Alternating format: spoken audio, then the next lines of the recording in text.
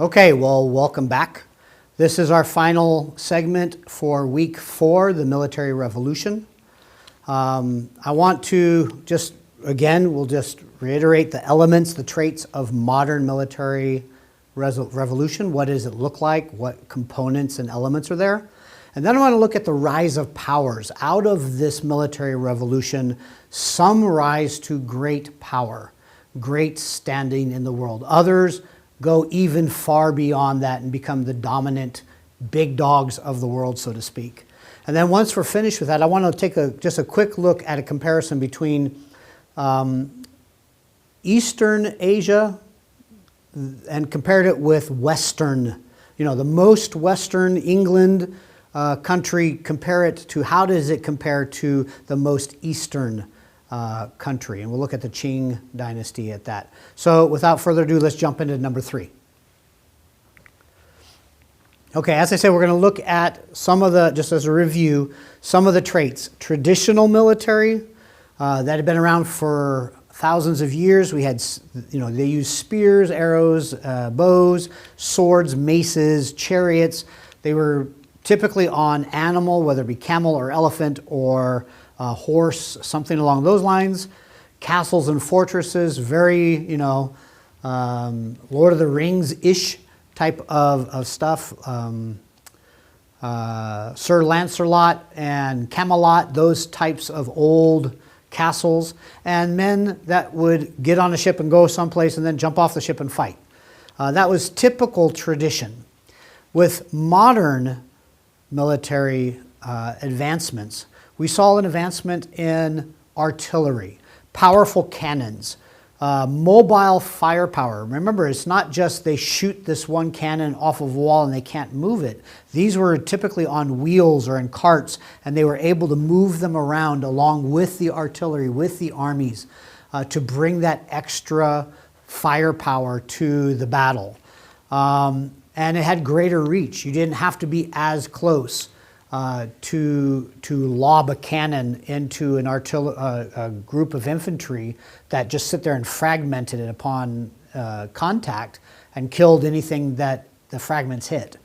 There was also military engineering. We saw that not only in warships, the ability to hold all of this extra weight, these cannons and these bodies, these armies and navies, but also advances in architecture and how they would ensure that it would be very difficult to assault these fortresses far, far better than any of the old fortresses or castles were.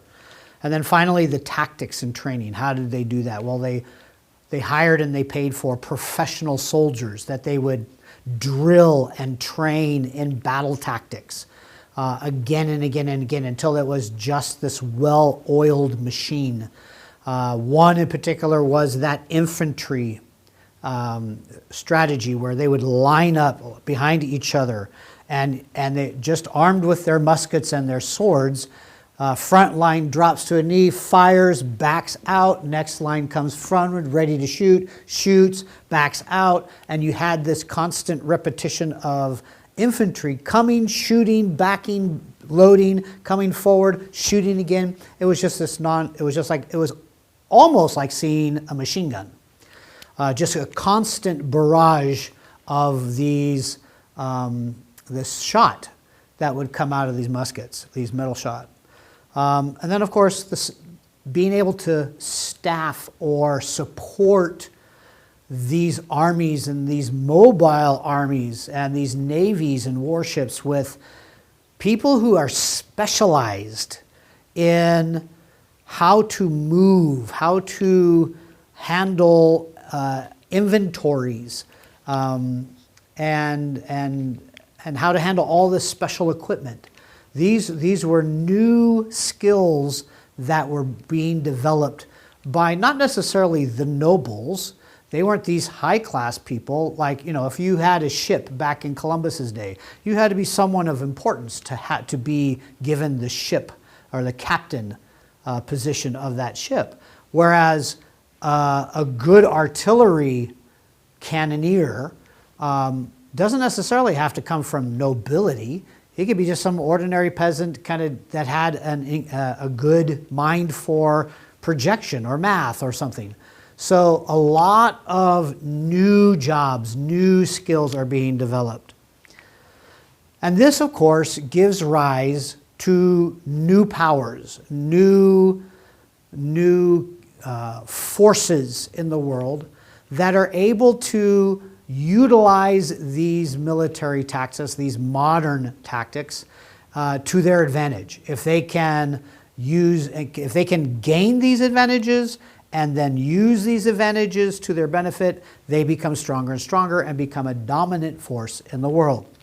One that we looked at was the Qing dynasty. Now, if you look at this map, the Qing dynasty is the kind of darker, or the Ming dynasty, excuse me. Ming dynasty is that darker purple, and that's where the Qing dynasty invades. They get in there and they take over the old Ming dynasty, that dark red.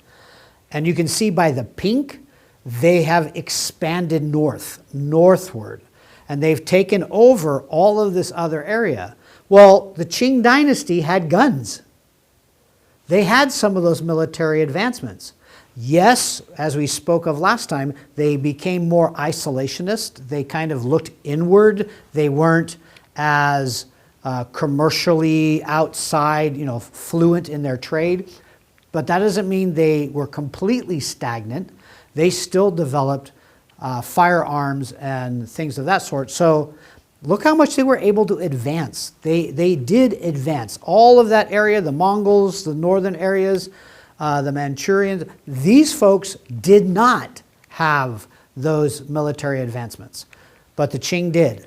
So they were able to beat back and conquer those lands and expand their military power. Russia, much in the same way. Back in 1613, you see that little dark purple there on the, I guess it would be on your left. That particular section, that's Russia in 1613. But as the military revolution is starting to advance, mind you, Russia wasn't really big when it came to commercial trade, yet they did have some spillover. They were able to glean some knowledge. One of the ways they did that was in the late 1600s and early 1700s. Peter the Great, the Tsar of Russia, basically went into Europe and tried to glean their knowledge. He even was part of, I think it was the French's Royal Academy, and was given an honorary degree from there, and took back lots of that Western sort of advancement back into Russia and started using it, even though that they were a little bit behind when it came to the commercial revolution. But militarily, he was able to start picking up things, and look at how much he advanced. By the time you get into the 1700s, that is a huge territory. That's all the lime green, that's a big expanse from here all the way across. And then by the 1800s, they're all the way into Alaska, parts of Finland, what would be Finland, Poland, current Poland, going down further into like Kazakhstan and things like that. So lots of advancement, yet they're still a little bit behind. They didn't have that interchange that Western Europe did. The other powers, you remember this particular map from earlier lectures? So the Ottoman Empire, the Safavid Empire, the Mughal Empire, these all begin to crumble, and in the 1800s, they're almost nothing. They start to really truly fall apart. The Mughal Empire, we know, is going to be taken over by the Maratha princes out of the south, and it's going to kind of be limited up into the northern, northeastern section of what is now India. That whole bit. Safavid's going to go away. Ottoman Empire, by the time World War II or World War I finishes, is going to be completely gone. So these ones did not quite have the ability for whatever reason, or they simply just did not make the decisions that allowed them to incorporate as much of the commercial revolution, and particularly not as much of the military revolution. that takes place. But none of these is the greater of greater powers. That's Western Europe. And you look at Western Europe and you go, wow, compared to the other spots, let's go back one. So look at that little spot right on the very edge. That really edge, that little finger thing, that's Europe. That's Western Europe. Look at all of the rest. Now all of these other ones, Russia, Qing Dynasty, all these other ones, could not match Western Europe. Western Europe, although it was a huge number of fighting, warring, bickering kinds of people groups and kingdoms with different sovereigns, different kings, different rulers, different forms of government. This was the area that became the top dog. But the question is why? Why Western Europe? Why in particular England, France, Spain? Why those three in particular? Later we'll have Germany in there as well, but why those? Why this one?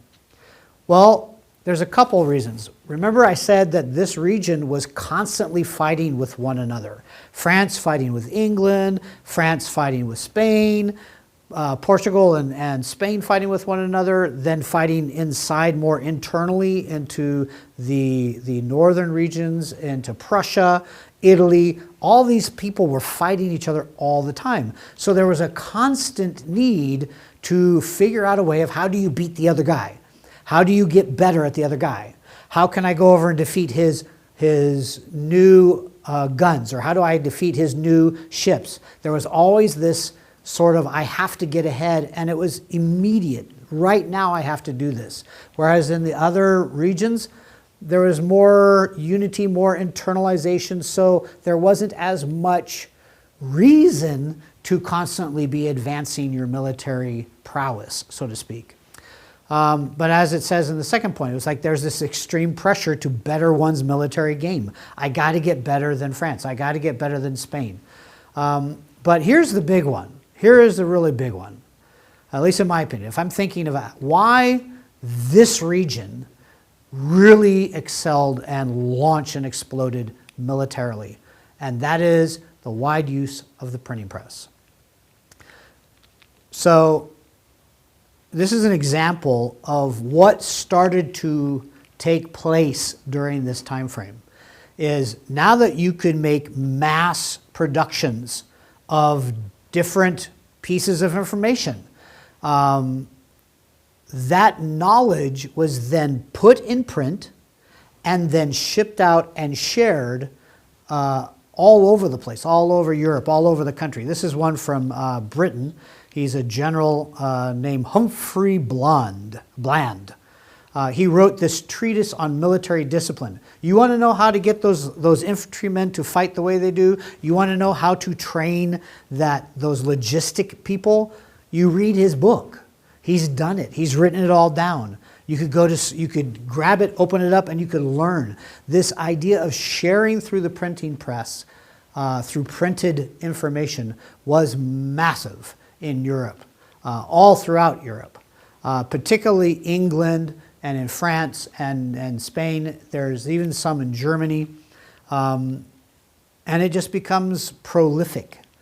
And that's one of the biggest reasons why Western Europe becomes the greater of great powers and becomes untouchable. You just can't do anything with them. So, how did the commercial and how did the commercial and military revolutions sort of aid each other? How did they get that crossover? How did one help the other? Well, one was the commercial revolution needed larger, stronger navies. You got to be able to move the goods. Well, if you got to move the goods, you got to be able to build bigger ships. Well, bigger ships required also protection. So protection required better navies. Scientific advancement. I want to know how to make a bigger ship. Well, if I make a bigger ship, that means I can make a bigger warship to protect it. So, and the finance, being able to finance all of this. Both of these, or all of these, sort of aided one another so that the military revolution and the commercial revolution sort of kind of go at the same time. They're feeding one another. As they're getting better at finding ways to sail the seas, they're getting better ways to protect those ships at sea. And they're going back and forth. So they're helping and sort of like motivating each other as they go along. The other deal is that there is the advancement of what we call soft skills. Those are the things like logistics, the people that knew how to operate the cannons, the professional soldier, the logistics guy. These are all soft skills that were then able to aid in the commercialization of the world, as well as support militarily the countries that are trying to commercialize these particular areas of the world. So let's take a look. Let's take a look. I told you we're going to look at sort of like the East compared to the West. I'm going to pick two countries. I'm going to pick England as the most West country, so to speak, and we'll do the Qing dynasty as the other. And we'll compare them. Well, how did they do based on the decisions that they made, the choices that they made? Because they were similar in some ways, but different in others. So let's take a look. What do they have in common? Well, there was an industrial explosion in both regions. We tend to think that the Qing dynasty, that Chinese, that far Asian area is sort of underdeveloped. They didn't have as much. They were a little bit more traditional. Well, in some ways, yes, but in others, they were almost at advanced. They're about the same as England was. Their manufacturing was pretty comparable to Europe's manufacturing. They both had strong monarchies. Their governments were strong. They were advancing. They were growing. Qing dynasty was advancing more locally. They wanted just their region. England more globally. And they were both very wealthy. They were both very rich countries at this time. So in that sense, they're very similar. But there are differences. And those differences impacted who got to the top, who rose to the top dog position. One of them is the cultures. The Qing dynasty was very conservative, inward focused. They wanted to limit outside influence, whereas England had kind of a restless sort of spirit. They had just started settling in the new world. They were outward looking. They were explorers. They were traders. They were sailing the globe, discovering new lands and gaining new resources and finding new markets. They were very, very outwardly focused. They weren't going to just sit at home and be happy with what they had. Qing dynasty also had a very strong cultural integration and subordination. You had to kind of go along with whatever the emperor was doing. There was a strong culture. I want to show you just briefly. I'm sure you have seen examples of both of these. The top picture is men from the Qing Empire, and you see that the top of their heads are shaved. If you've seen some of those old kung fu movies from Hollywood or from China, you'll see men who have that. That's not a fashion trend. It's not like, doing a mullet back in the 80s or doing, a fade in our day and age. This was mandated. If you were going to live there and be successful there, you had to show absolute unwavering loyalty to the emperor. And the way men did that was by shaving the tops of their heads. That was a sign that they are giving themselves completely to the emperor and whatever the emperor's agenda is. They were selfless, so to speak, in that regard. Women, if you look on the bottom picture, women were forced, at least noble women, women who had status, were forced to bind their feet. The thought was dainty feet is a symbol of beauty in that culture, a symbol of femininity. And so they would literally break bones in their feet from being very young girl age until they were much older. That would roll and fold their bones into little tiny shoes. More than not, they would not be able to walk on those feet because they were just so mangled. But those are ways in which the people of the Qing Empire showed submission to the culture rather than allowing outside influences to say, hey, I'm not going to bind my feet. Hey, I'm not going to cut my head or cut my hair. There was a sense of loyalty and identity with the Qing dynasty. Whereas with England